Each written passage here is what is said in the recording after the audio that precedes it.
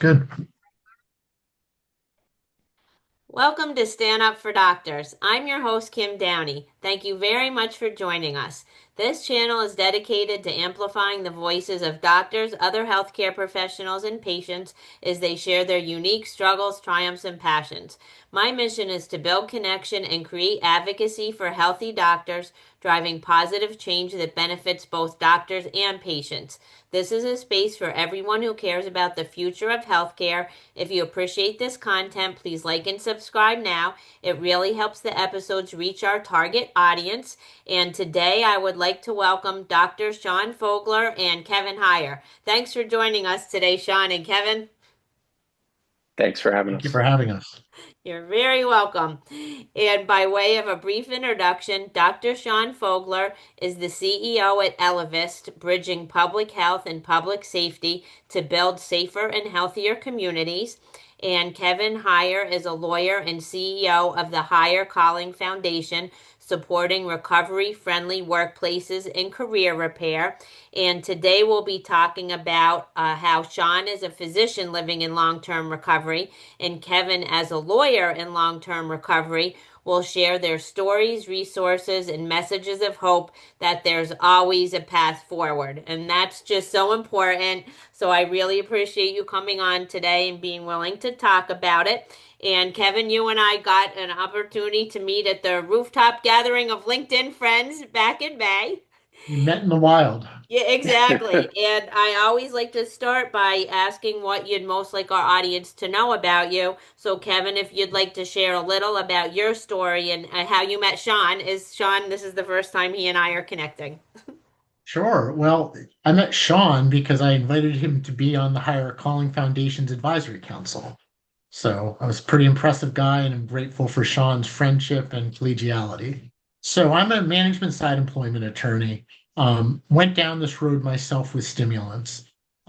Exited a pretty prominent law firm as a result of it. And after I recovered, was like, what do I want to do with myself? And I could have gone back practicing law quietly somewhere or taken a role that was a higher level, maybe HR role as an employment attorney. But I wanted to give back. So I formed the Hyer Calling Foundation. And my last name is Hyer, Hyer. Now, we recently changed our spelling from Hyer, Hyer, to Hire, calling. But I guess my message for your listeners is, as the workplace goes, recovery-friendly workplaces are great business, and there's a legal case for them. The pandemic and the opiate overdose epidemic has really brought substance use disorder in America to the forefront and mental health in general. And it's something employers have got to take note of because they'll be better off financially and they will be doing a beautiful thing for their employees as well. It's a win-win. Mm-hmm. Yeah, absolutely. And I found that as well. It seems that the pandemic really kind of broke things open. And I feel like people are more likely to talk about mental health and topics related to that. And that's so important. In every single conversation, I say every time a doctor shares their story, another doctor feels less alone. And we could say lawyer also, right? And that we need to normalize these conversations. So it's like talking about anything else, right?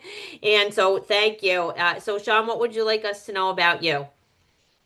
Sure. Thanks so much, Kim. I guess firstly, I'm a father of two young children, and it's one of the things that drives my work today. Being a model for them. As you mentioned, I'm a physician living in long-term recovery. I practiced anesthesiology for over a decade and developed a substance use issue. I've been impacted by the justice system. So I've experienced and lived, a lot of the challenges that the disease of addiction can lead to.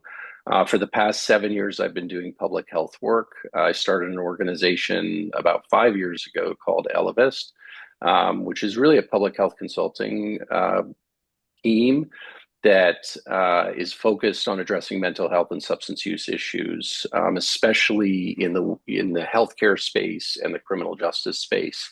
We also do research and advocacy related to our work, but these issues are, critically important to me. I think what Kevin does is so impactful. The Substance Abuse and Mental Health Services Administration has these four guidelines for recovery. and it's health, home, purpose, and community. And I think like having a purpose is so critical. It may in my case, as somebody who had their license suspended and has kind of lived through that and lives with that. Like I understand the impact, especially for professionals that are licensed, losing their license and having those challenges, and how important their career is to them and their identity. And so I think, just relates to what Kevin's doing. It's so impactful and critical around these issues. And I'm doing not the same work, but very similar work that I think can work synergistically with what Kevin's doing around education and training and research. Because, attorneys and physicians, historically have not been well trained in this area. So that's a long, or a short, overview of a very long story, but Right. Well, thank you so much. And we're going to dive into what each of you are doing a little more deeply. But Sean, I don't know, you may or may not be aware that I recently published an anthology, right? I It's am, called yeah. White Coats, Courageous Hearts. And one of the chapters was written by an anesthesiologist. His name is Dr. David Alfrey. And he had also written his own book called Saving Grace, What Patients Teach Us Between Life, Death, and the Balance in Between. And his chapter is actually called You Saved My Life, Challenges of Substance Use Disorder in Anesthesiologists, Highlighting Risk for All Doctors. So he shares, in this case, the story he shares is of a nurse anesthetist who, suffered with an addiction issue. And he shares that story as part of his chapter. And when I had him on, I had all of the authors on. We did some like book celebration videos. And I said, I almost feel like when someone goes into anesthesiology as like a resident, that it should almost be like a warning on a pack of cigarettes. I use the example. And were you given any, did they have talks with you? So in I actually remember this very well. In the first week of training, as you're brought, because you do an internship, right? So you're already, you're a physician, you've done a year of internship, and then you start your anesthesia program. And in the first week, they play this movie for you, and I don't know if they still do. It's called Wearing Masks, and it's about substance use issues and anesthesiologists, and they talk about overdose and death. But it really is, you get it, you see it, but it doesn't really touch you because you don't, at least at my point, I hadn't used substances as a kid. Like it wasn't, I had like trauma that led to my substance use, which is why I was doing it, and so it didn't even cross my mind, wasn't even a thought. And it probably was the same for most of my colleagues, unless it was something that was in their family or they had experienced themselves at a younger age. So there was something, but it was very brief. Yeah. Well, thank you for sharing that. And this year I am doing a number of episodes on trauma, trauma-informed therapy, trauma-informed coaching, because that is just so important to talk about and for everyone to understand, as you're saying, that the role that plays. So Kevin, why don't you tell us more about your work at the Hyer Calling Foundation? Sure. So we are a 501c3 nonprofit based in Center City, Philadelphia. And our mission is to help reduce the stigma of substance use disorder in the workplace. And we achieve that in kind of two primary ways. First is the program we operate and why we're a nonprofit that helps highly motivated people in recovery get a second chance in the workplace. And we provide services that insurance does not cover, really niche services, individualized, to help folks who are highly motivated get a life-saving second chance in the workplace. And we feel like not only does it help save their lives, not only do they bring tremendous gifts to the workplace, but it helps break the intergenerational cycle that addiction so often perpetuates. And that's how we see it. By stabilizing the lives of adults, it lets the family have a better shot at breaking what is such a heartbreaking cycle of trauma and addiction and often poverty. So that's what we do. We provide services like expungement assistance, help reinstating a driver's license, reference advocacy with a former employer, We do job placement. We'll offer you an internship with us if you need work experience. We'll place you in an internship if it's more aligned with what you want to do. We'll pay for transportation to interviews. We'll even pay to get you to work until your first paycheck. We really pride ourselves on looking at what does this individual need to get a real second chance in the workplace. And there are many more things we do. But to support that and pay for that, we also sell training on how to have a recovery-friendly workplace. And with our primary collaborator, the law firm 𝗏𝗏, Redmond, Maxwell, and Hipple, we go out and we sell training on this, and we promote just the importance of recovery-friendly workplaces, the business case, the legal case for it, and just the importance of tackling this topic right now. And I'm so proud of 𝗏𝗏's leadership on this by taking on this topic right now. At a time when it's never been more important. Wow, well, I love that. So providing the training to organizations and also helping individuals that might feel really overwhelmed with actually just those basic things that they need help with and how to do it. And is there a cost to the people that reach out to you for that? We never charge anything to the people. If they want to make a donation, certainly we don't say no, but it's not part of it, and it's not something we're looking for. We're supported through corporate sponsorship, the generosity of some private donors, our training. No, we never charge. We also never say no to people. I'm proud of that. What we'll say is not yet, which I think is a much more positive message than no. I love that. That's like golden right there. And can you give examples of the types of professionals that you help? So doctors and lawyers. Yeah. Well, licensed, credentialed people is who we tend to work with. But I mean, one of our greatest success stories was someone who didn't have any formal education and really worked his way into a leadership role in a call center. We're very proud of him. But yeah, often it's physicians, attorneys, professionals, anyone in a high stress environment who develops a problem with substance use disorder and either has lost a position, as I did, or maybe they are employed, but by skin of their teeth, there's always something going on professionally, or they're underemployed, and they don't even have employment, and we will create a blueprint to help these people turn their lives around. And they're so grateful, Kim. It's what gets me up each day, is what it does for their families. Yeah, I can only imagine. And one more question before we take it back to Sean is everyone who works with your organization, are they all in long-term recovery? We have a mix so we have about 25 people involved, contractors and volunteers. Many are in long-term recovery, but some are what we call allies, folks who, for whatever reason, don't have substance use disorder, but they stand with those of us who have and believe in second chances and are pretty amazing human beings. Okay, well, that's great. Well, Sean, if you'd like to speak a little to your involvement with the Higher Calling Foundation and then tell us about Elevyst.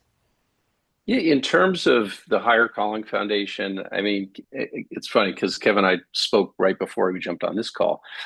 So I would say I'm a bit of a confidant, maybe I'm guiding Kevin a little bit. I think I've been doing this work a little bit longer than him.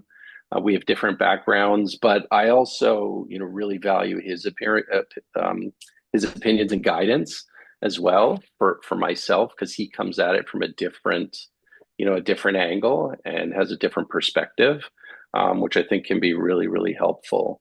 We're both I see what we're doing as entrepreneurial, both of us. Elevyst is a for-profit company, but most of our work is done with nonprofits and government and academic institutions.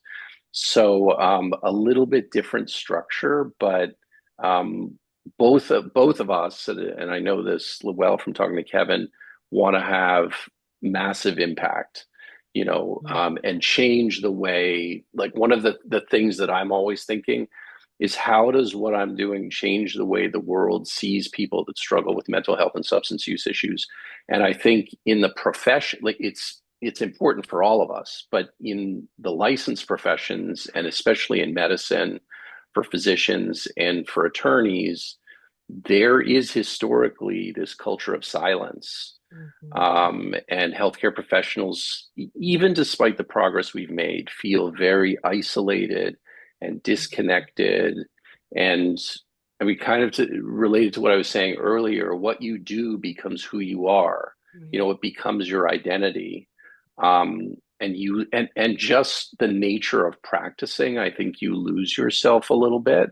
And I think especially in medicine, and it's probably similar in law for different reasons. It's protective in those stressful environments where you're dealing with life-threatening things or life-changing things in law. But that protection comes at a cost, and I think that cost is being isolated from yourself and from the world around you in some ways. And then when you add on the stress and the trauma and the time pressures, you're never enough. And these are people that want to do good Mhm. for others, right? Or are incredibly caring. And I know this for myself, incredibly caring and empathic, and are willing to sacrifice themselves for the good of others. And that creates an environment that is just, it fuels mental health and substance use issues. And really, I'm always saying, because I got into recovery voluntarily.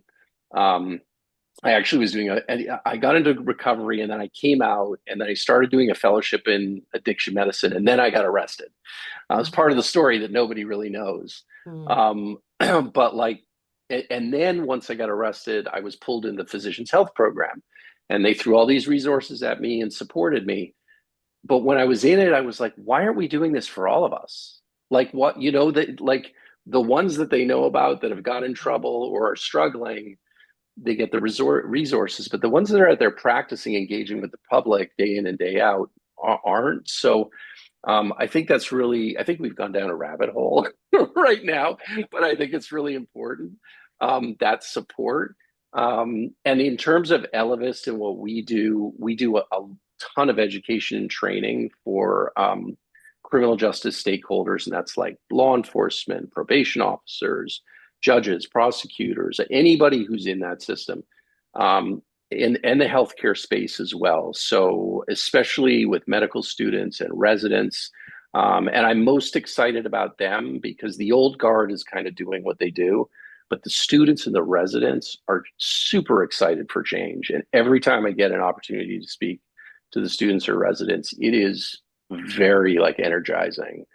I think that's the future, right? Which is really exciting. They want to do things different. So a lot of training and education. We've done a lot of research, especially around the stigmatization of mental health and substance use issues, um, which has been really interesting and impactful. And that fuels some of our other work. And I think those two things combined have led to some advocacy efforts as well, breaking down like systemic barriers and doing a lot of organizational coaching, to guide like institutions on how better to address substance use issues. Because even the best institutions today, they may have good people and a good section, but the culture in medicine is really not warm and friendly around these issues. And so those institutions still need a lot of hand holding and guidance and the identification of metrics to show that what we're doing is actually making a change. Um, and so those are some of the things we do, kind of like Kevin, we do a lot of different things. I'm a peer support person. I have physicians calling me, attorneys calling me. I've done a lot of like volunteer work. I'm on a couple board. I'm on Kevin's board, on the board at the Bridgeway School, which is a recovery high school. Actually, I'm on the advisory council now. I just stepped down for the board, but I have my hands in a lot of different things because this issue affects all of us in so many different ways. It's this web, that's everywhere. Yeah, absolutely. Well, thank you for sharing all of that. I mean, we could talk all day. I just wrote You so many know. notes on everything you said, and you said impact a couple times, and that's my word of the year. And Sean, since we haven't had a conversation before, I don't know what you know about me, but basically, I recently had cancer 3 times, and then one of my amazing doctors took his own life, and I felt a calling to support doctors, and that's why I'm doing what I'm doing. So each of us in our own way had something we wouldn't have chosen to happen, and it did. But we're using it as a catalyst for good and for positive change, each in our own way. So that's something, I'm a physical therapist by training, Kevin a lawyer, you a physician. But at the core, we have some similarities in that regard. Anyway, so just thank you for everything that you're doing. And you did mention isolation and shame, and I hear that over and over again. And again, our audience is largely a physician audience. And whether or not it's specifically addiction, there is a lot of times where doctors do feel isolated and have a lot of shame. Kevin, would you like to speak to how that showed up for you or how you move forward? Sure. Well, I think there's isolation and shame within the law as well. I mean, the law in medicine, and this is also true of other high pressure professions, is just embedded with stresses. Business development, the billable hour, the significant student loan debt that both physicians and law students tend to take out. There's a lot of stress. So you turn to substances, and it may start out as only a drink. It is a culture even of just drinking within the bar, no pun intended. Yeah. And obviously, not for everyone does it become a problem, but for some it does. Like the statistic we use at the Hyer Calling Foundation is that 20% of actively practicing attorneys have a substance use disorder, specifically alcohol. I mean, and that doesn't even get into prescription drugs, stimulants, antidepressants. I mean, it's all the same at the end of the day, So we're out there trying to make it safer for attorneys to talk about this because many feel that it will be weaponized against them. Their clients won't have as much confidence in them. Their firms may not want to promote them, or if they are in an organizational setting, it will create barriers there. There's a culture of shame that I think we have to tackle because it's hurting people. And then what will happen in the law, I've at least observed, is they don't address it, and then it's a crisis. Either there is justice involvement, there's a major health issue, or they have problems with the Bar Association, and then your license gets suspended, or you have some kind of discipline, and that stuff can be very hard to come back from. That's why I find Sean's story so incredibly inspiring. Is he came back from that. It's not part of my story, but I had a lot of shame myself. I was in my late 30s when this happened. I felt like I should have been a little old to have a problem with drugs. And, I did. But I came back from it. And that's also a message I want your people to hear is that, your listeners need to understand recovery is possible, even from the most severe substance use disorder. I was addicted to methamphetamine, and it's one of the hardest drugs out there. And I came back from it. And people can. And Sean and I are examples, and there are many others out there. Right. Thank you. And sharing that message of hope is critically important. And Sean, just a personal question I have is, what do you think can be done to better support anesthesiologists specifically along their journey? Because in this article, I believe it's in the book that David might share there that one of the doctors who again lost his license because that said he was like a kid in a candy store. And of course, with anesthesiologists, if you were using if that's what you're addicted to, right, is those drugs, and then even if you go and get treatment, if you're an alcoholic, you can try to stay away from alcohol. But if you're an anesthesiologist and you go back day in and day out, you're exposed to those drugs, so the risk of recurrence is so high. But then you can't just to say, okay, well, I'll be a pediatrician, right? You'd have to do a whole other residency and go into so much more, financial debt and everything that many times that wouldn't even be practical. What do you see as a way forward? Yeah, well, firstly, I want to double down on what Kevin said. Recovery is the expected outcome of a substance use issue. I think society doesn't see it that way, and especially I think in the criminal justice system and for physicians, we tend to see the most severe cases of addictions. And we believe that because that's all we see, that's what we believe. These people don't get better. These people, quote unquote, they don't get better. They're a risk. They're dangerous. They need to be punished. They should be excluded from society. And that is not true. The vast majority of people find recovery, live better lives. And sometimes that recovery is not abstinence, right? Sometimes that recovery is, I was injecting heroin and using cocaine, and now I don't use any of that anymore. And I just have a couple beers now and again. And I take my kids to school, I go to work, and they're living healthy lives. So, that's one thing. In terms of my own story, I didn't use opioids, so which may seem surprising. I didn't use anything I worked with. And it's interesting because my drug of choice was cocaine. And my strategy was I will not touch anything I work with because that'll keep me safe. well, let me tell you, that didn't work. Of course. I mean, I guess it worked in some respects, but it didn't, ultimately work because I developed severe substance use issue and had all sorts of, collateral consequences. For anesthesiologists, I think the first, and it's really interesting because anesthesiologists have very high rates of substance use issues. And people talk about the access, but I think there's a lot more to it. We didn't have regular open conversations about these issues. When I was leaving residence, like 4 years into a residency, and I would hear that, oh, such and such attending struggled with a substance use issue back in the day, or was in the physician's health program for years, or gets drug and alcohol tested, because it's part of the culture of silence. We don't talk about it. And a culture of exceptionalism, like these things don't affect us, or we don't want to let the world, our patients see that we are affected by these things. And that is deadly. Like that is deadly. So I think one of the first things, and I've talked about this before, is having open, regular conversations about these things. We need, like, physicians and attorneys coming out and saying, hey, I struggled, I had an issue.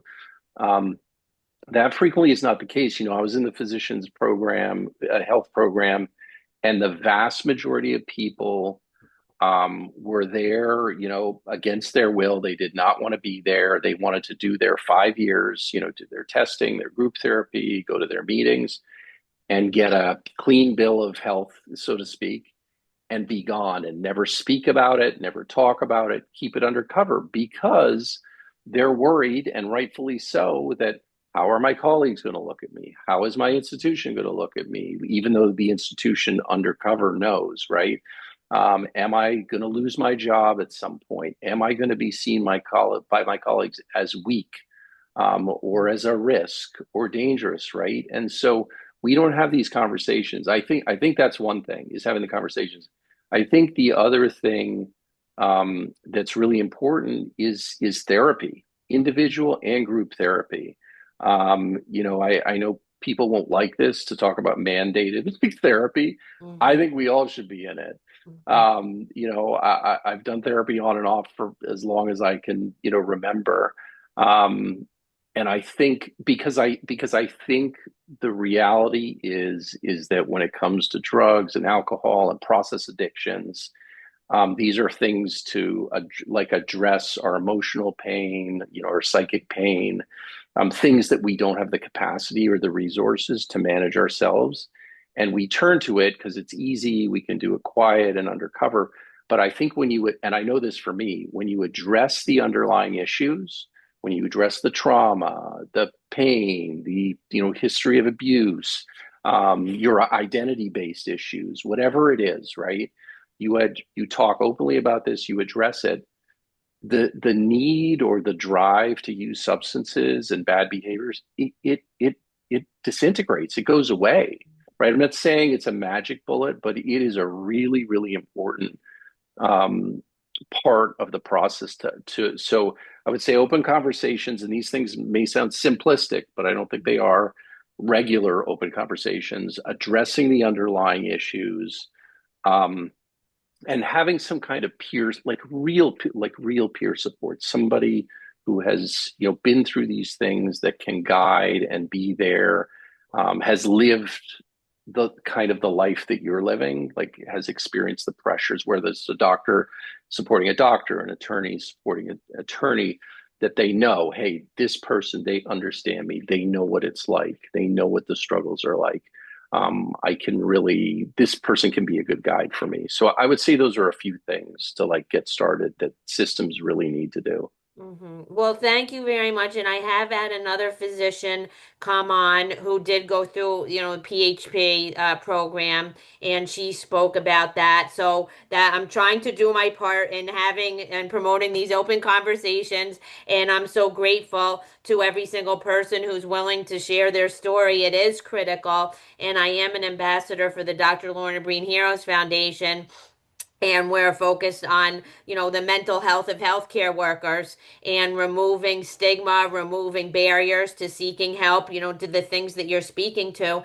And Dr. Joe Sherman also wrote a chapter in our book about self-compassion, and I had him, he was one of my first guests on my YouTube channel, and we spoke to Physicians Anonymous, and also the questions on a medical license on the back, when it says, if you ever sought help for, mental health. And he said the very next question should be, and if not, why not? Exactly what you're Right. saying, right? That you're almost expected to do superhuman thing, and you're human beings, and you have no less likely a chance than any other human to have anxiety, depression, your ADHD, like, and you deal with suffering and death and trauma on a daily basis. You just said it, Kim. We are human. No better, no worse. Like all of us, we're human. But there is this, we have to look a certain way and be a certain way. And how can patients lean on us? I don't agree. I totally disagree. I think being, open and honest and authentic creates a different kind of connection and respect and trust. And I actually think the delivery of care would improve. I'm not saying, patient comes in the room and you unload Right. unload your family history, but I'm Right. saying like, hey, you know what? I struggle with that. I have struggled with Yeah. depression. I take these medications, and this is what's worked. This wasn't happened, but I would suggest this. Like something very small like that, it changes the conversation. Mhm. And Yeah, it changed healthcare. I fully agree. And Dr. David Alfrey said when I interviewed him the first time, I put my pants on the same way you do. And part of the superhuman is doctors feel like other people expect them to be superhuman, but lots of times it's internal. It also comes, from within them. So they need almost permission to be told, no, you're not superhuman. You have the same needs as everyone else. So yeah, Right. thank you for But sharing. that takes time, that takes time and it's expensive. Like like it's going to take time because systems have to change, right? And they're not set up for, hey, I need some time. I need some space. I need to go talk to the therapist. Like I can't see this next patient. There's no room for that. Mhm. There's no room. So how, like, I think that's one of the questions. How do we make room for that? And then obviously being able to demonstrate, the impact on physician mental health and well-being, impact of care, and outcomes is obviously Mhm. really important for institutions. But we have to be able to carve out that time and space Right. um, for us to be better and do better. Right. And I recently had a Kevin MD article published with Corey Feist, Dr. Laura Bean's brother-in-law, and they speak to the 6 actions for trying to support the mental health of healthcare professionals. And one of them is to make sure that healthcare professionals have the time. Like you said, it's not, necessarily like 9 to 5 they're working. So to have access to confidential support when they can take advantage of it. So yeah, thank you for spotlighting that. And I'm very sorry that we're running out of time. But Kevin, is there any last information, advice, message of hope that you want to share with our audience? I do, and it's one sentence, and Sean touched on it. I love the expression recovery isn't only possible, it's probable. That On that is note, I don't have a lot left to add.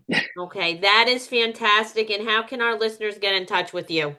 Sure, if they go to our website, hiercalling.org, HIRE space calling, CALLING.org.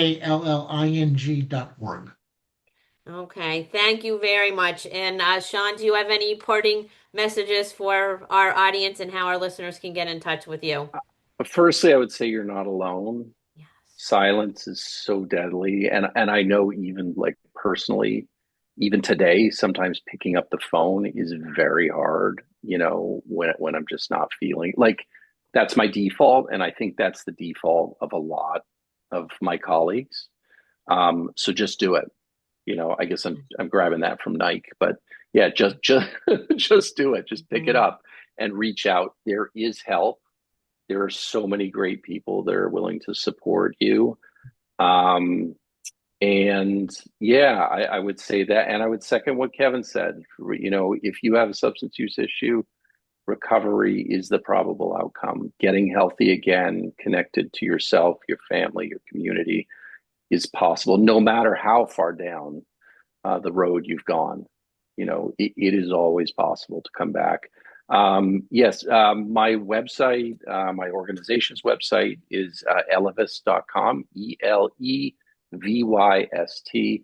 It's actually Elevate and Catalyst smushed together. That's a long story how that came to be. It was very painful, but anyhow, that's the name and that's the website. And yeah, I'm always open to speaking with anybody in it, who's struggling or has questions about any of this. And really I am appreciate as your well. work, Kim. Oh, This is well, You're really elevating the conversation. Well, thank you very much. And Dr. 𝗷𝗚𝗃𝗏 has said that when you're feeling really low, even asking for help seems like too much work. But that's what you're just saying is do it anyway. Make that phone call, take that one step. And you also spotlight, and it's true, you're never, ever alone. And every time we have these conversations, doctors will see shades of themselves in some of them and realize that they're never alone. And also, you spoke to not feeling enough. And that's not true too, right? You're enough. Every person, you're enough just the way you are. And so I just want to thank you again. I can't wait to share this conversation, and I appreciate you both very much. Thank you so much, Kim. Thank Appreciate you you. and all your work. Thanks.